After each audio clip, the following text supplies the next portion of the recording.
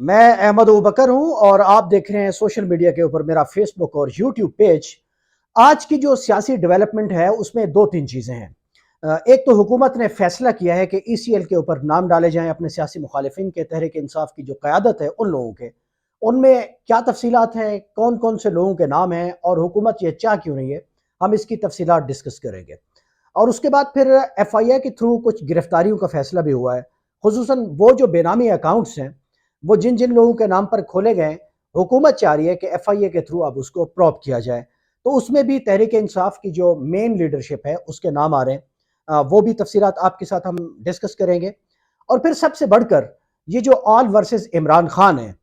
इसको आखिरी मौका क्यों समझा जा रहा है, वगरना अगर यहीं पर इमरान खान साहब का रास्ता ना रोका गया, उनकी जमात को यहीं पर ना रोका गया, तो फिर आइंदा आम इंतखाबात के हवाले से वो एक खास मामला है जो मियाँ नवाज शरीफ और स्टैब्लिशमेंट के दरमियान तय हुआ था, मुबैना तौर पर जिसे कहा जाता है। और वो मियाँ साहब उसे समझते थे कि मुझे ज़ुबान दी गई है। वो क्या ज़ुबान है जो मियाँ साहब को दी गई थी, और ये सारा खेल अब क्यों हो रहा है।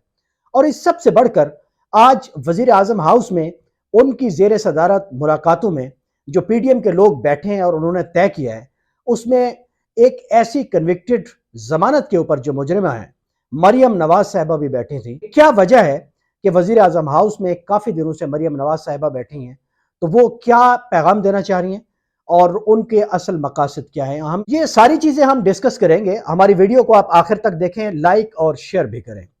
तो सबसे बड़ा जो आज फैसला हुआ है वज़ीर आज़म के ज़ेर सदारत, वो ये है कि गिरफ्तारियां की जाएं एफआईए के थ्रू उन लोगों की जिनके नाम के ऊपर बेनामी अकाउंट्स खोले गए हैं। ज़ाहिर है उसमें इमरान खान साहब का नाम है, उसमें शाह फरमान का नाम है, असद कैसर का नाम है, महमूद रशीद का नाम है, इमरान इस्माइल का नाम है। ये जो मेन स्ट्रीम की एक तरह से क़यादत है तहरीक इंसाफ की, उसके लिए जिस तरह से अब प्लान किया जा रहा है कि इनको गिरफ्तार किया जाए, तो इससे हालात मजीद बिगड़ेंगे। और जाहिर है पीटीआई ने भी इसके मद्दे मुकाबले के हिकमत अमली तश्कील दे दी है।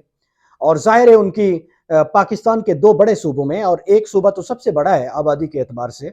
और हर हवाले से उसका एक इम्पैक्ट है, पंजाब। यहाँ उनकी हुकूमतें हैं और हुकूमत, मरकजी हुकूमत जो है, अब इस सारे मामले को आगे बढ़ाना चाह रही है। इसे कोर्ट कचहरियों और अदालतों में धकेलना चाह रही है। सिर्फ मामला मड स्लगिंग तक होता, या मामला सिर्फ पॉलिटिकल एक बयानिया बनाने तक होता, या जो एक करप्शन का बयानिया था इमरान खान का, अगर उसको बैलेंस करना होता तो इलेक्शन कमीशन के इस फैसले में काफी चीजें हैं, उसको बैलेंस किया जा सकता था। लेकिन हुकूमत एक कदम आगे बढ़ना चाह रही है। जाहिर है इसके पीछे इशारा किसका है, कौन लोग हैं जो पीटीआई से नाखुश हैं और खफा हैं उनकी क़यादत से, जाहिर है उनका इशारा भी है। तो उसके लिए स्टैब्लिशमेंट चाह ये रही है कि जो पॉलिटिकल फेस है वो इस सारे मामले को आगे लेकर चले। तो इसी तरह से एक और फैसला भी हुआ है कि ईसीएल में कुछ लोगों के नाम डाले जाएं। उसमें जाहिर है तहरीक इंसाफ के चेयरमैन जो है इमरान खान, उनका नाम भी है, और उसमें आमिर कियानी का नाम भी आ रहा है, सैफुल्लाह न्याजी का नाम भी आ रहा है। तकरीबन जितनी बड़ी मेन स्ट्रीम की तंजीम है या जो क़यादत है उनकी, उनको ईसीएल में डालने का नाम है। लेकिन शरीफ फैमिली और उनके जो और उनके जो हिमायती हैं, वो इस वक्त ये हकीकत भूल रहे हैं कि इमरान खान साहब की ज़ात की हद तक तो उन्हें मुल्क से बाहर जाने में कोई दिलचस्पी नहीं है। उन पर बहुत दबाव डाला गया। मेरे पास ज़ाती इतला भी है कि बड़ी कोशिश की गई है कि इमरान खान साहब खामोशी से बैठ जाए इस्लामाबाद में, या वो मुल्क से बाहर चले जाएं, ताकि पॉलिटिकल फिजा जो है वो अपना कोई रुख मुतय्यन कर ले, तो उसके बाद जब मुनासिब वक्त आएगा तो वो भी वापस आ जाएं। लेकिन वो शायद भूल रहे हैं कि ये इमरान खान है, ये मियाँ नवाज शरीफ नहीं है जो इस तरह से अपने अंडर ट्रायल हूँ, जेल के अंदर हूँ, लेकिन यहीं से वो कोई खेल खेलें, पाकिस्तान के मीडिया को साथ मिलाएं, राय आमा में अपने लिए एक हमदर्दी की फिजा बनाएं, और फिर उसके बाद जो बोर्ड बने, जो रिपोर्टें आए, वो उनके हक में हूं, और उसके बाद पाकिस्तान की अदालतों से वो 50 रुपए का बयान हल्फी देकर तो मुल्क से बाहर चले जाएं। शायद इमरान खान का ना तो वो मिजाज है, ना वो पॉलिटिकल उठान है। तो ये जो ईसीएल का मामला है या जो एफआईए में मामलात को लेकर जाना है, तो तहरीक इंसाफ की जो क़यादत है, खुसूसन इमरान खान जो है, वो तो इससे कतई दबने वाले हैं, ना वो पीछे हटने वाले हैं। जाहिर है अब तहरीक इंसाफ ने कल इलेक्शन कमीशन के बाहर इस्लामाबाद में, पेशावर में, लाहौर में 4 बजे एक एहतजाज रखा है, जिसमें दोनों सूबाई असम्बलियाँ जो हैं, केपी और पंजाब की, उनके जो अरकान असम्बली हैं, वो अपनी पास की हुई करारदादों को लेकर इलेक्शन कमीशन दोबारा वो जमा कराने जाएंगे। जाहिर है ये एक सियासी प्रेशर है कि मुल्क की जो दो मुंतखब सूबाई असम्बलियाँ हैं, وہ چیف الیکشن کمشنر کو لے کر اور الیکشن کمیشن کی اس پوزیشن کو لے کر ایک جانبدارانہ جو اس کا رول ہے اس کو بے نقاب بھی کر رہے ہیں، اور اس کے خلاف وہ قراردادیں بھی آئینی فورمز کے اوپر پیش کر رہے ہیں۔ تو یہ ایک بڑی امبیرسمنٹ کی پوزیشن ہے پاکستان میں اس ادارے کے لیے جو ملک میں جمہوریت کے فروغ کے لیے اور صاف شفاف الیکشن اور انتخابات کے نظام کے لیے کام کرتا ہے۔ لیکن یہ سب کچھ کرنا کیوں پڑ رہا ہے؟ یہ آل ورسز عمران خان ہوا کیوں ہے؟ ظاہر ہے اب جو آئندہ انتخابات آئیں گے، جو ابھی ہمیں آلموسٹ لگ رہا ہے کہ شاید اگلے 2-3 مہینوں میں ان کا اعلان ہو جائے، یا ایسے کوئی حالات نہ بھی بنے تو شاید اگلے سال مقررہ وقت پہ الیکشن ہو جائیں،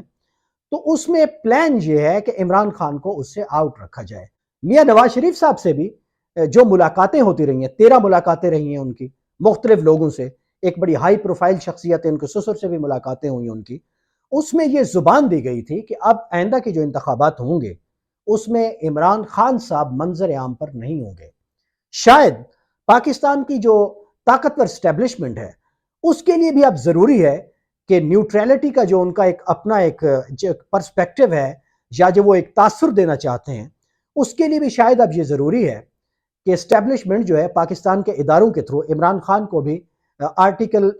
62 اور 3 کے تحت نااہل قرار دے دے، چونکہ یہی تلوار گیلانی صاحب کے اوپر بھی چل چکی ہے، میاں نواز شریف صاحب بھی اس کی زد میں آئے تھے، اور پھر اب اگر عمران خان بھی اس کی زد میں آ جاتے ہیں تو ظاہر ہے اب ان کے لیے اگلے الیکشن میں پارٹی کو لیڈ کرنا یا پارلیمانی پروسیس میں رہنا ان کے لیے تقریباً ناممکن ہو جائے گا۔ تو اصل کھیل تو یہ ہو رہا ہے عمران خان کو آؤٹ کرنے کے لیے، باقی تو سب بہانہ ہے۔ لیکن جو لوگ قانون کو سمجھتے ہیں وہ یہ بات بھی بجا طور پر کہہ رہے ہیں کہ یہ ایک ایسا بیان حلفی نہیں ہے جو آپ پارلیمانی پالیٹکس میں کاغذات نامزدگی جمع کراتے ہوئے اپنی ذاتی معلومات کے لیے دیتے ہیں، اور جب اگر اس میں کوئی غلطی ہو یا جان بوجھ کر آپ نے غلط انفارمیشن دی ہوں اور اس کا حلف نامہ بھی دیا ہو تو پھر آپ نااہل ہوتے ہیں۔ شاید وہ اس کو یہ معاملہ قرار نہیں دے رہے،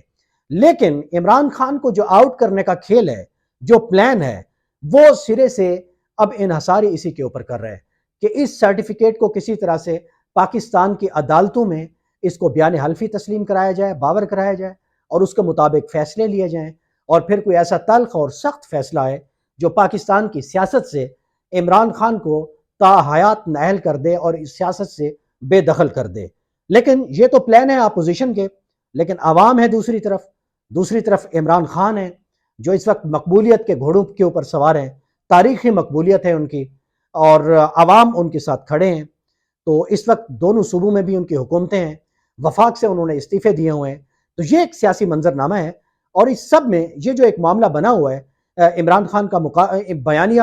اور اس کے مقابلے میں وضاحتیں اور چند الزامات جو مریم نواز کے ہوتے ہیں، اور ساتھ فتنہ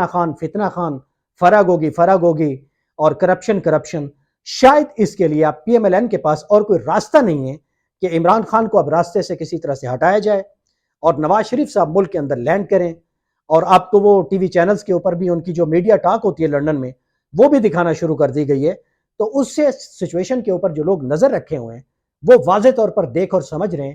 کہ اب میاں نواز شریف صاحب جو ہیں وہ اگلے 1 مہینے میں آ سکتے ہیں، اور مریم نواز صاحبہ اپنے واٹس ایپ کے اوپر لوگوں کو یہ اطلاعات فیڈ کر رہی ہیں، یہ ماحول بنا رہی ہیں کہ میاں صاحب بس آیا چاہتے ہیں۔ لیکن میاں صاحب کے لیے بھی ابھی عشق کے امتحان اور بھی ہیں، اور عمران خان صاحب کو بھی جو لوگ پاکستان کی سیاست سے بے دخل کرنا چاہتے ہیں ان سے بھی ہم یہی کہنا چاہتے ہیں کہ ابھی عشق کے امتحان اور بھی ہیں، ابھی انہیں بہت کچھ پاپڑ اور بیلنے پڑیں گے، تب جا کر ملک کی جو ایک مقبول قیادت ہے آپ اسے سیاست سے بے دخل کر سکیں گے۔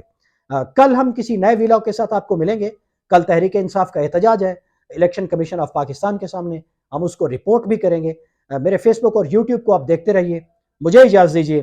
اللہ حافظ۔